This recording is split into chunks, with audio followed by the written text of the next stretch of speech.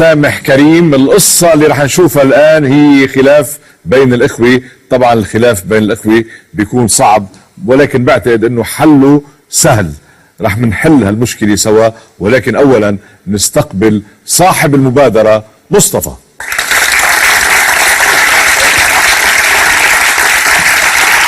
أهلا بمصطفى. يا مصطفى طمني عنك، تفضل. أنت مشكلجي يا مصطفى؟ مشكلجي؟ تعمل مشاكل؟ لا لا؟ لا، انت هادئ؟ الحمد لله. الحمد لله. اخبارك؟ الحمد لله كله تمام؟ خير الحمد لله. مصطفى عنده مشكلة مع اخوه الاكبر. اخوه الاكبر منه محمود، بالاحرى كبير العائلة. كانوا بألف خير عايشين سوا، واربع شباب واربع بنات في العائلة، الى ان توفت والدي الله يرحمها. صار في خلاف بينه، يمكن بين العائلة، ولكن بينه هو شخصيا وبين اخوه محمود اخوه الاكبر على الميراث. دايما السبب دايما بالخلاف بيكون الفلوس. يبدو انه تطور الخلاف الى شجار، الشجار تطور الى ضرب، ضربوا بعض. مصطفى نسي انه محمود هو خيه الاكبر، هو اللي كان يهتم فيه، كان عم بمثابة الاب له، كان عم بيساعده بدراسته بحياته. الظاهر انه اعتدى على محمود. محمود ما قبل هالشي، طبعا اخذ على خاطره، وحصل خلاف بال 2007. من ال 2007 الى اليوم في قطيعة بين الاخوين. محمود ما بيحكي، مصطفى ما بيرضى يرد عليه، غضبان عليه، ومصطفى مسكين هلا تعب ضميره. اهلا وسهلا فيك مصطفى. مزبوط الخبرية هيك؟ مزبوط. في شيء اضافي بتحب تضيفه؟ يعني انا يعني انت ضربته لاخوك الاكبر منك؟ بس هو يعني ضرب مع شنو ضرب يعني؟ بس انه يعني ما لك حق اصلا. اخوك اكبر منك يعني. طبعا. واحترمته طبعا، وبحكم ان هو اللي رباني بعد انفصال والدي ووالدتي عن بعضهم من في التسعينات. هو ساب مدرسته وبدأ ان هو يشتغل، وهو شال الحمل الاسره كلها. من الاسره ما كانش لسه الا في بنت واحده اللي كانت متجوزه، والباقي كان لسه كلهم ما اتجوزوش. فهو بقى الاب، وهو بقى الاخ، وهو بقى معين الاسره. نعم. فمن بعد سنين من شيل الحمل فكروا انه يتجوز، وفعلا اتجوز، بس هو برضه يعني ما تركناش. فبعد ما اتجوز برضه فضل شايل همنا. ف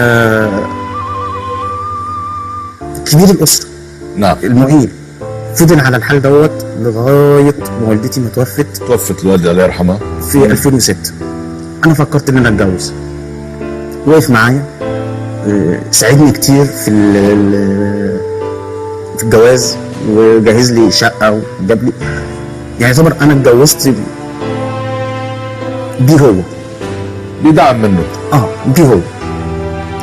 فجي والدي بعديها بكام سنه اتوفى، فكان سايب لنا شقه. ففي الفتره ديت بهنا الشقه، فلان البيت والدتي كان ليها بيت.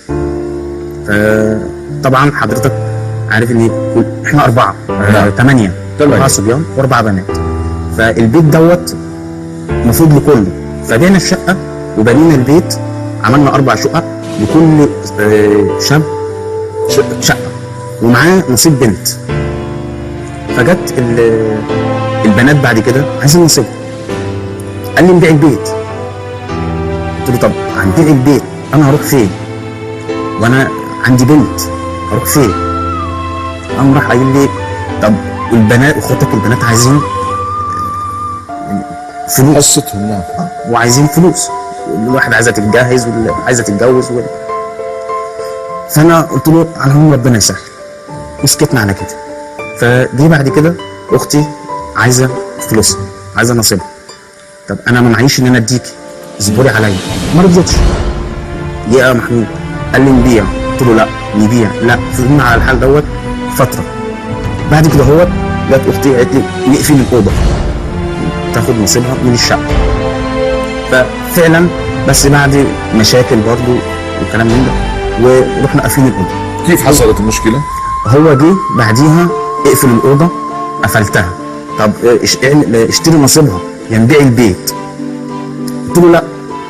جت اختي الثانيه عايزه برضو نصيبها. هو خلص عمل قرض وخد نصيبها وكتبت له الشقه باسمها كلها.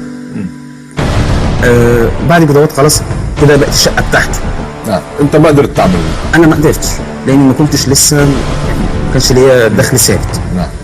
جه بعد كده هو عايز يبيع البيت. طب إيه؟ طب انا اروح فين؟ بده يبيع البيت عشان اخته. لانه الاخت وعشان البنتين التانيين واحده خدت فلوسها وواحده خدت نصيبها والاثنين التانيين لسه ما خدوش حاجه. فانا قلت له انا لا بايع ولا هشتري وانا معايا فلوس، واللي عايزكم اللي عايز تعملوه اعملوه. فجت اخواتي كلهم اتجمعوا الا وعايزين يبيعوا البيت.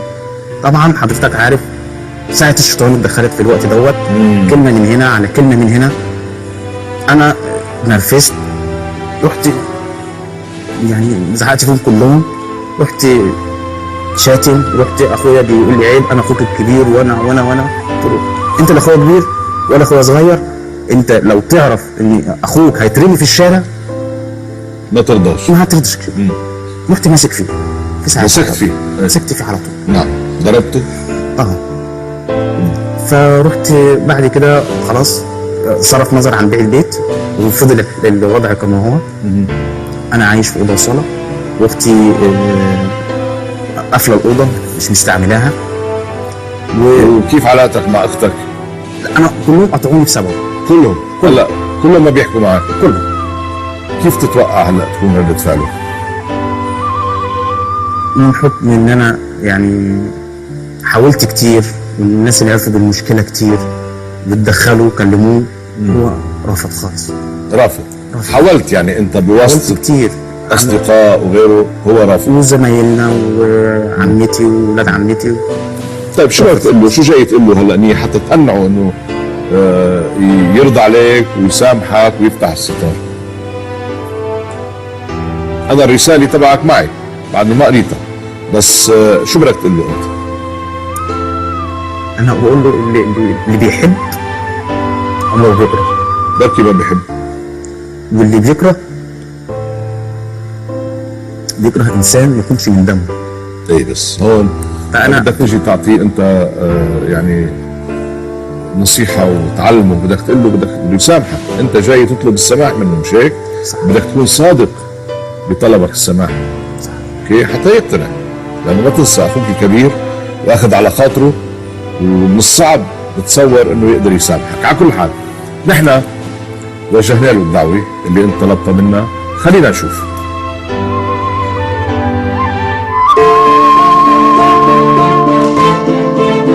النهارده مشوارنا في شبرا يا جورج، هنروح نسلم دعوة حضور للأستاذ محمود سليمان.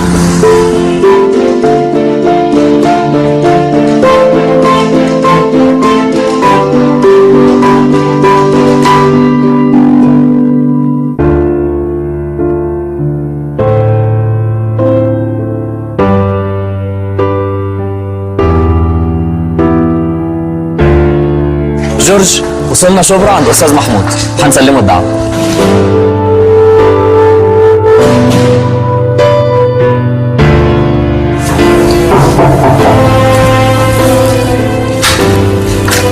مساء الخير. مساء الفل. حضرتك استاذ محمود سليمان؟ محمود سليمان. حضرتك بتشتغل ايه؟ موظف في اخبار اليوم. استاذ محمود حضرتك كام سنه؟ 38 سنه. 38 سنه. استاذ محمود دي دعوه حضور لبرنامج جورج قرداحي. اهلا وسهلا. اهلا وسهلا. حضرتك قبلت الدعوه؟ ان شاء الله. ان شاء الله واحنا في انتظار. ربنا كريم ان شاء الله. جورج الاستاذ محمود قبل دعوتك واحنا في انتظار ان شاء الله.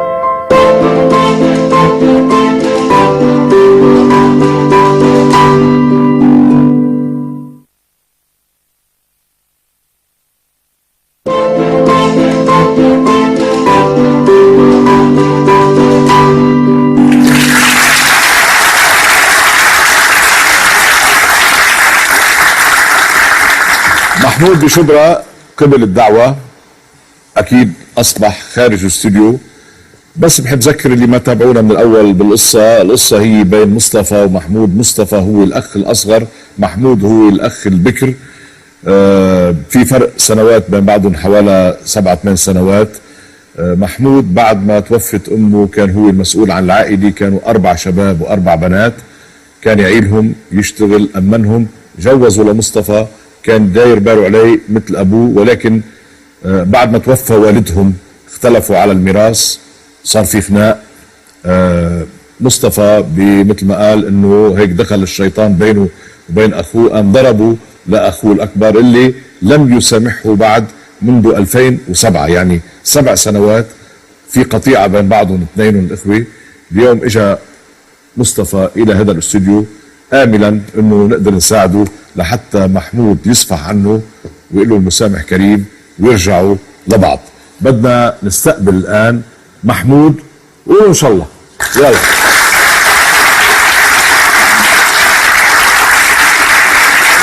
اهلا اهلا محمود. يا اخوانا كيفك؟ بخير الحمد لله. تفضل تفضل. اهلا وسهلا فيك. كيف شبرا؟ الحمد لله بخير. كله تمام؟ بخير الحمد لله. واشغالك؟ خير الحمد لله. شو عندك اولاد ما شاء الله؟ عندي 5 اولاد صبيان وبنات. كم كيف العدد؟ عندي 3 صبيان؟ في ولد اولاني غيرهم و4 و2 بنات. 2 بنات ما شاء الله. اجمالي 6. الاولاني من زواج اولاني يعني. شو اسمه هو الكبير؟ عمرو. ابو عمرو انت؟ ابو عمرو. اهلا فيك يا اهلا بيك. عمرو او عمر؟ عمرو. ابو عمرو، اهلا وسهلا فيك. انت اكيد عم تتساءل انه شو الهدف والسبب لدعوتك للاستوديو، مش هيك؟ يعني موضوع غريب شوي. شو بتتوقع؟ شو فكرت يعني من وقت ما سلمت الدعوه؟ شو فكرت؟ اسئله، برنامج جوائز يعني. بس جوائز؟ ما في الا فلوس؟ ما في فلوس. لا ما في فلوس، مش الفلوس، فكره الفلوس. خلصنا الفلوس، ما عاد في فلوس. لا برنامج يعني اي برنامج. طبعا مش هنحكي لا فلسفي ولا سياسي ولا تاريخ ولا شيء، نحكي شيء من المجتمع. انا الحقيقه مش انا صاحب الدعوه، انا كنت الوسيط، وعسى ان اكون وسيط خير. انا حدا طلب مني ان اوجه لك الدعوه، وانت شرفتني بقبول الدعوه. تشرفنا جيت بيك الى الاستوديو، اهلا وسهلا فيك. احنا تشرفنا بيكم. بتحب تشوف مين دعاك؟ يا ريت. يا ريت. طلع بهالشاشه.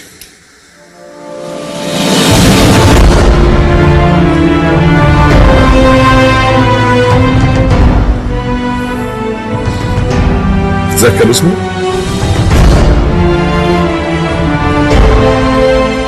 ولا نسيت؟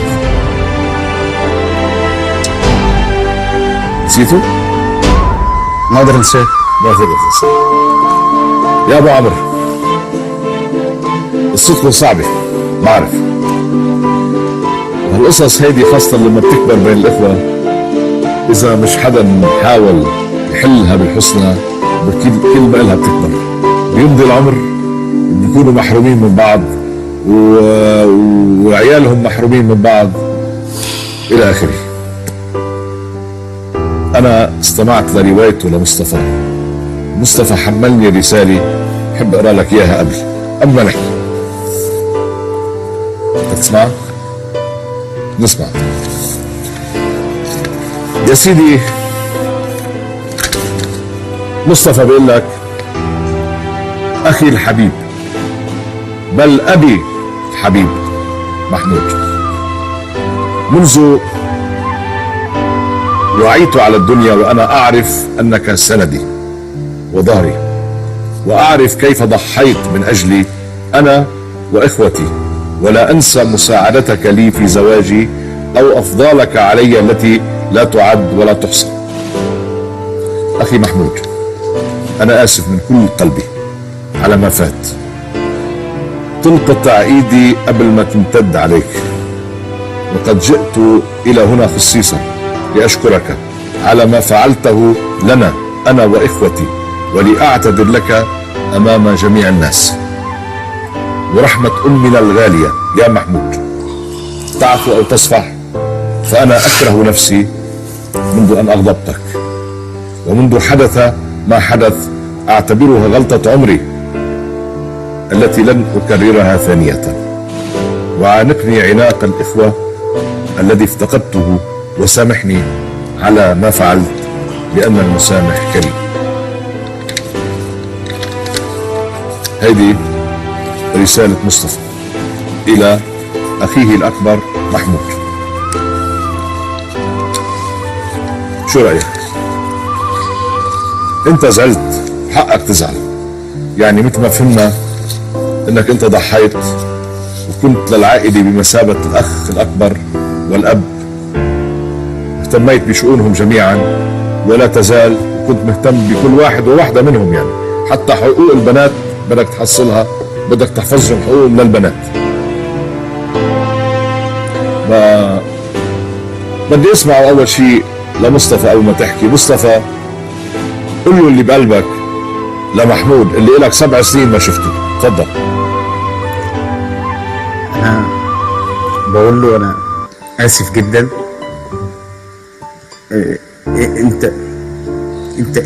انت مش اخ بس، انت كل حاجه ليا.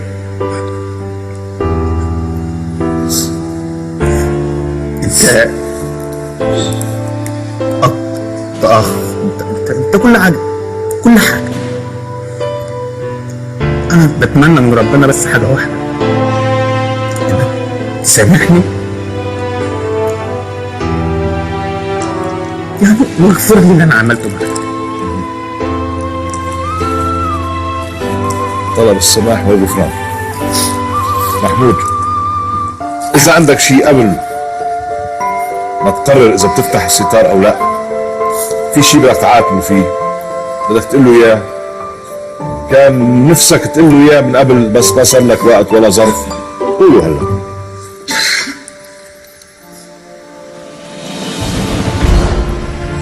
حابب أقول له مصطفى، انت طول عمرك مش اخويا الصغير، انت ابني او ابني الكبير بمعنى اصح. كنت انت ولا اخواتك مش اخوات بالنسبه لي، انا بالنسبه لكم او قلت بالنسبه ليا ولادي، ان كانوا كبار او صغيرين، اكبر مني اصغر مني، شلت مسؤوليه يمكن قبل سن بمراحل كتير، من سن 15 سنة. 15 سنة صحيح. كان همي الوحيد أنا ما أخليش لا كبير ولا صغير يحتاج لحد أبدا، أحفظ ليه ده حقوقه وده حقوقه وده حقوقه. فصعب إن ابنك يهينك.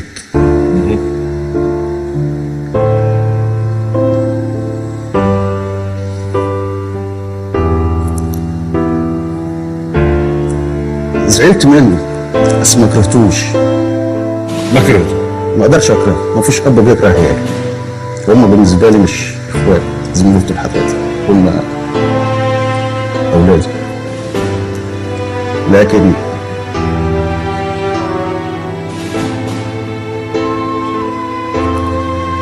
الله يسامحك.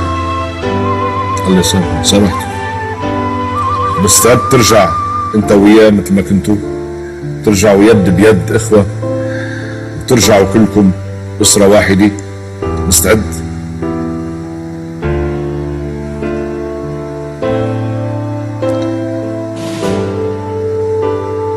كيف راح تحلوا مشكلة الأخت، حصة الأخت؟ كيف يا مصطفى راح تحل مشكلة أختك اللي مسكرة الغرفة في شقتك؟ اللي هو شاف صح هو اللي هيمشي. نشوفه محمود صح؟ يمشي. بارك الله فيك. يعني لو تقول هالكلمة من 7 سنوات ما وصلتوا لهم. ساعة الشيطان. ساعة الشيطان. الحمد لله. تحصل. الحمد لله. محمود، واضحة القصة، فيها ستار، أكيد أنت متشوق تشوفه لأخيك. بدك تقول له المسامح كريم. تفضل. المسامح كريم. قول. المسامح كريم.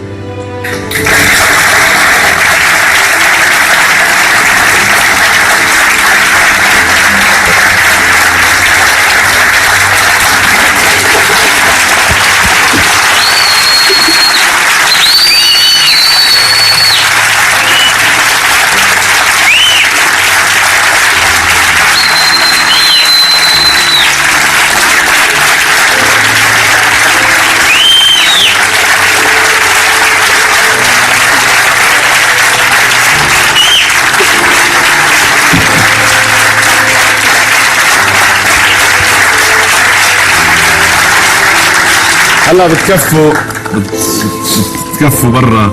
الله يخليكم لبعض، ان شاء الله ما تتكرر ابدا، وترجعوا تعوضوا السنوات اللي خلت ان شاء الله. والايام اللي ضيعتوها ان شاء الله. بهالعاطفه. خليكم لبعض. مشكورين. شكرا على ثقتك، شكرا على مشيئتك وشريكك. هلا بترجعوا سوا ان شاء الله. الله معك.